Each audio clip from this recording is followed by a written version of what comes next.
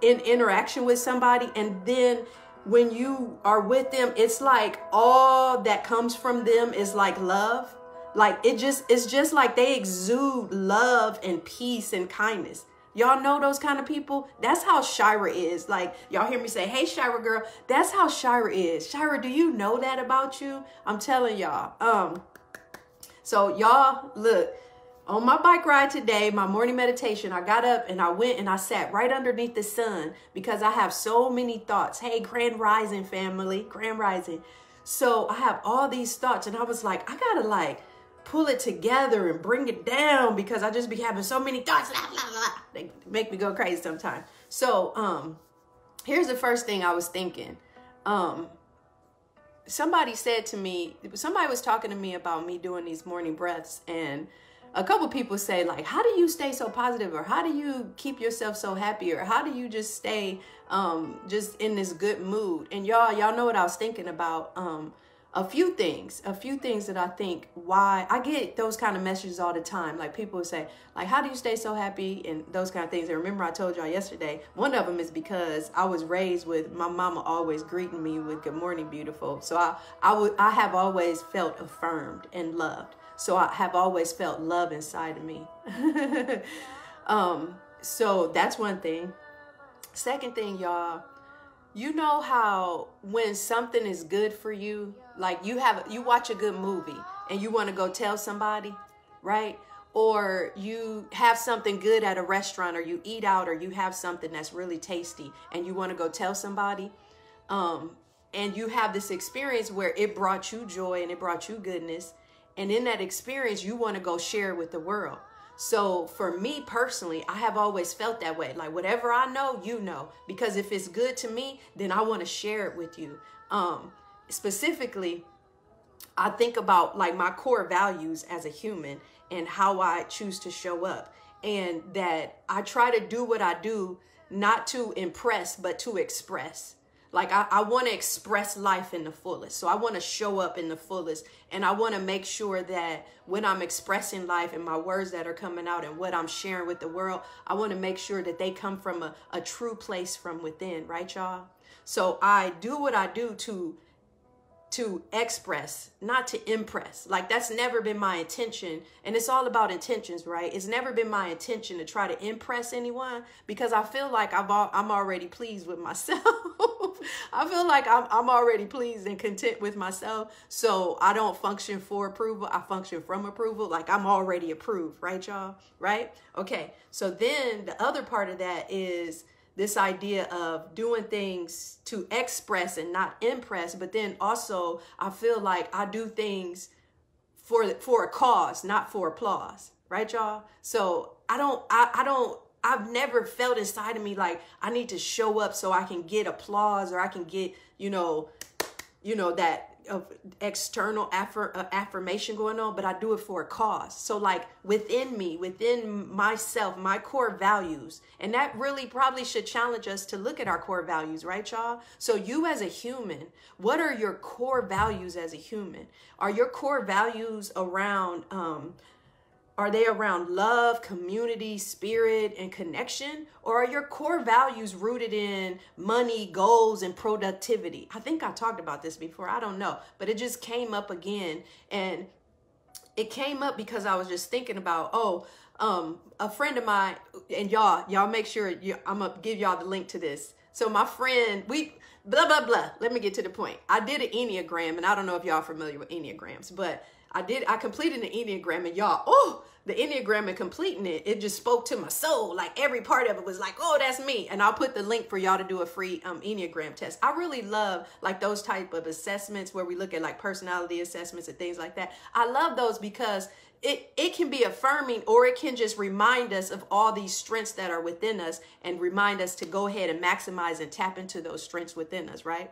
So my point was, a friend of mine was saying something about these characteristics or qualities within me. And I was saying like, but the intention, the thing that's behind it to me is what really matters as far as like how I show up and what I do. So like I said, you all, for me, I'm looking to do things for a cause, not for an applause. Like, and that intention is different, because you do have people who their intention is they want an audience, and they want that audience to acknowledge them. They want that audience to affirm them, tell them that they're great and this is good. And not denying that we all need like some accolades and affirmation when we've done something great. I'm not denying that, but the intention behind it to me is important. Okay.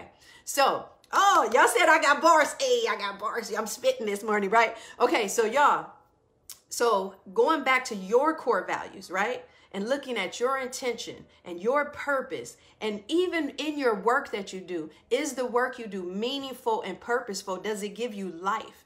And so when you are chasing those things, when you are doing things that are meaningful, purposeful, and life-giving, your life shows up happier, right, y'all? Your life shows up happier, and you feel better about it. And then you don't get into this space of just this disgruntled, everything is a complaint, and anything what people around you are doing is almost, you see it as this negative thing. And y'all know that the mind naturally conspires and goes towards negativity. That's what we do, right? The brain wants to protect us. So the mind will naturally go towards negative things. The mind will naturally move itself towards anger.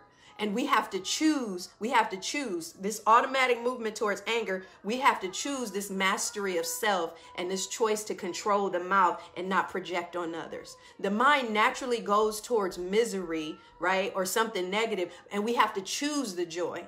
So y'all, I said that in the beginning, like, have you lost your power to choose? And when we lose our power to choose, we start accepting anything that people bring at us, anything the media says to us, and then we fall in line with that. Let me give y'all some examples. Because I was like, these people out here really falling for the okie doke. What am I calling the okie doke? Y'all, when you see the media, and then especially because it's an election year, and you see this media, and then they just want to tap into this aspect of you that can have the fear drive you. So let me give you an example. On YouTube, I was watching, do y'all be watching Tiny Desk? Do y'all be watching NPR's Tiny Desk? I was watching NPR's Tiny Desk, right? And in between these commercials come on, and they have this commercial for Mitch McConnell, right? And it's like this scary commercial saying how if you don't vote for Mitch, you're going to vote for somebody who's going to keep letting China come in and take our jobs, right? And I'm like, they need to stop this. Got people falling for the okie doke, because first of all, China can't come in and get no jobs unless companies, especially big corporations, go and ask China to produce these products, or they go hire out of our country. So it actually is the people in this country who are hiring these other countries to do the work for them, because they want to get these cheap wages, right, y'all? And I was sitting there thinking, like, how crazy it is that the media or whoever, the politicians that are competing right now. So let's think about these politicians that are running for office. And then they want to go and tap into that very vulnerable part of you. They want to tap into this naive part of you of like, man, maybe China is this threatened part of you. Maybe China is taking over our jobs. And man, if Mitch is going to stop that, y'all, we got to stop falling for the okie doke. And y'all know when it's easier to fall for the okie doke? When we haven't sat with ourselves. When we sit and like let social media or the news or different things in the media consume and take over our minds, we are not being good consumers with information. And so if you sit with yourself, come back to yourself and know your core values, you know your core way of being, everything around you can't come in and maximize and take your attention and have you falling for the okie doke. So this other part of that goes with that, y'all, is like we have to move away from this story of who is right and to what is right. So a lot of people chase this concept of who is right in the sense of, oh, I'm a Democrat, I'm a Republican. Certainly if it's a Democrat or certainly if it's a Republican, it has to be right. So moving away from who is right and what is right. And I usually don't use language like right and wrong and like kind of like this one way or the other. But there is this piece, y'all, that it's like stop with chasing who, meaning this particular party or this particular party, and what. Like look at what. So in reality, like everybody's being critical of like our governor right now and school districts that want to go back to school. Like they want they want to support students and then they're not doing it right. And if you haven't sat with you can easily criticize them and say, oh, they know that's not wise to go back to school. Oh, that's so frightening. When in reality, y'all, everybody's just trying to figure it out. Everybody's just trying to figure it out. And instead of jumping into this life draining way of being where you're just criticizing systems or criticizing the way things are going, shift that energy and move towards problem solving. So for example, for me, I know I'm closely connected with education. And instead of me saying, oh, that university should do this, or oh, this school district should do this, why don't I look at like, okay, how can I be a part of solving this and making this better? So for example, I really think if we as a country really loved our children right now and we were really concerned about their education, we would use the media. We would use our televisions. This is something that came up in my mind during my morning meditation, y'all. What if our educational system was connected to the media and every single day, what if each day we had an educational experience for the students where like Monday would be, the content would be science and each hour would have a different hour where a student can get on and learn a science concept. And then Tuesday would be math. And so 10 a.m. we have the first and second graders learning a lesson. And then 4 p.m. we have the 12th graders. If we really were passionate and in love with these babies and wanted to solve problems, we would do things collectively. There would be this kindred movement, right, y'all? So I always think about things like that. Like, how can I be a part of some solutions instead of criticizing the school district for not knowing if they should do hybrid or in person or this or that? Everybody's just trying to figure it out. Right, y'all? I don't even know why I got to going on that rant. I must have really been feeling it, y'all, because that's not what I was planning on talking about today. Okay. I be cracking me up. Okay, y'all. So let me get back to, let's get back to this breath of, y'all, let me settle down. Let me settle down. Because I just feel that. I feel like it's almost like people experiencing this life that we're having right now it's like when Scar was in control. Y'all remember in The Lion King when Scar was in charge? Y'all remember when Scar was in charge and it just was like everybody was scared and things were scarce.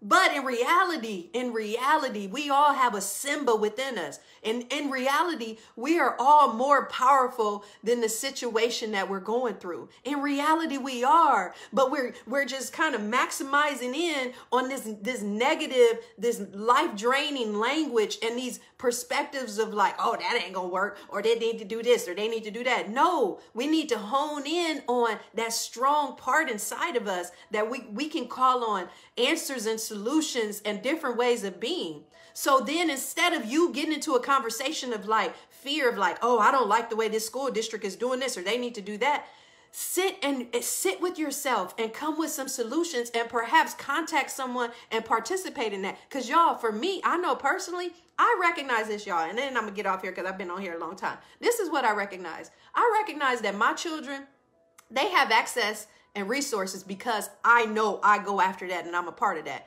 And I have a space to do that. I also recognize there's a whole lot of babies, a whole lot of parents that are working 2 and 3 jobs that don't have the time or the space to sit with their children and offer an educational experience and offer this and offer that. So they do have to utilize our local school districts. But if our local school district is not figuring out like, how can we do this in a healthy way and in a safe way? And it's not that they're not trying to, what can I do? So in my head, I'm like, okay, maybe I'll do some small groups and invite people to just invite some children who I know their mamas and daddies are working full time. Maybe I'll do some small lessons with somebody. Like, that's where my mind goes, right, y'all? My mind goes to how can I just show up and how can I be a part of a cause instead of getting applause? Like I said earlier, how can I be a part of just offering goodness and strength into this world instead of the negative part of complaining, right, y'all? How can I be a part of expressing goodness instead of trying to impress? Y'all get what I'm saying? Ha! All right, I need to just calm down. Let me go sit down somewhere. Y'all, that bike ride this morning had me going, and all these ideas, I told y'all, they just blah, blah, blah. They'd be all over the place. But let me just invite us to a breath. Let's invite ourselves to a breath. So go ahead and find your comfortable position. in your seat. Lengthen. Invite this tall spine, right? Invite this tall spine. Roll your shoulders back and down. Open up the heart.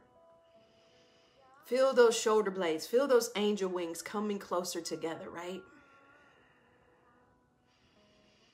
And just begin to notice. Close your eyes so that you can see. Notice that we are more powerful than the situations we go through, y'all. Notice that you are more powerful than the situations that you go through. Notice that you are more powerful than the challenges that are before us.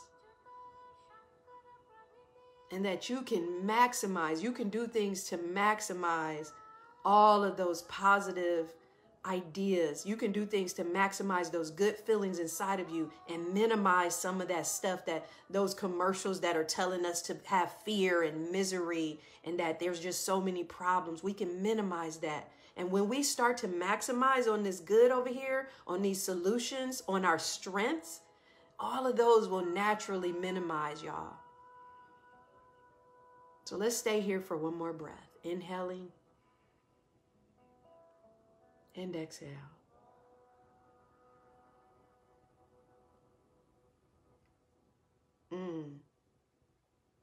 Open your eyes, right? All right, y'all. So that's all I got today, y'all. That was a lot. I'll bring something up tomorrow so we can finish that thought, because I got about 11 more thoughts about it, y'all. Y'all have a good Tuesday.